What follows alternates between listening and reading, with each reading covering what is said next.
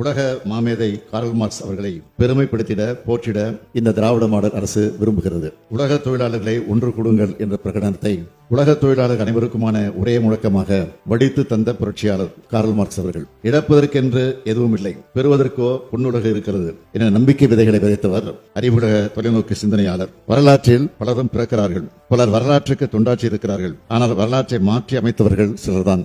அந்த சிலரில் தலைமகனாக போற்றப்படுபவர் Karl Marx அவர்கள். உலக புரட்சிகளுக்கும் இந்த உலகம் இதுவரை அடைந்துள்ள பல்வேறு மாற்றங்களுக்கும் அடித்தளம் அமைத்தது அவரது சிந்தனைகள் தான். அப்படிப்பட்ட எல்லாருக்கும் எல்லாம் என்ற சிந்தனையோடு தான் அவரது நினைவு நாளான கடந்த மார்ச் 14ஆம் நாள் நம்முடைய நிதிநிலை அறிக்கையை இந்த பேரவையில் தாக்கல் செய்தோம். இந்தியாவை பற்றி யாரும் எழுதாத காலத்தில் மிகச் சரியாக இந்தியாவை பற்றி எழுதியவர் அவர்தான். தீர்க்க முடியாத முரண்பாடுகள் உள்ள பல்வேறு இனங்கள், குலமரபுகள், சாதிகள், சமய கோட்பாடுகள், அரசுகள் ஆகியவைகளை ஒன்று சேர்த்து உருவாக்கப்பட்டு இருக்கின்ற புவியியல் ஒற்றுமையைத்தான் இந்தியா என்று அழைக்கிறோம். இந்தியாவின் கடந்த காலத்தில் அரசியல் எவ்வாறு மாறிய போதிலும் சமுதாய நிலை மாறவில்லை. எது எப்படி இருந்தாலும் சரி, அந்த மகத்தான கவர்ச்சிகரமான தேசம் ஒரு காலத்தில் மறுமலர்ச்சி அடைவார்கள் என்று உறுதியாக எதிர்பார்க்கலாம் என்று எழுதியவர் கார்ல் மார்க்ஸ் அவர்கள். அதனால்தான் மார்க்ஸ் ஏங்கல்ஸ் எழுதிய கம்யூனிஸ்ட் கட்சி அறிக்கையை முதலாக தமிழில் மொழிபெயர்த்து 1931ஆம் ஆண்டு வெளியிட்டார் தந்தை பெரியார் அவர்கள்.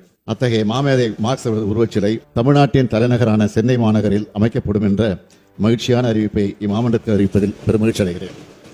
100 ஆண்டுகளுக்கு முன்பே தொழிற்சங்க இயக்கம் கோலோச்சிய இந்த சென்னை மாநகரில் அந்த மாமேதையின் சிலை அமைவது பொருத்தமானது என்று நான் கருதுகிறேன்.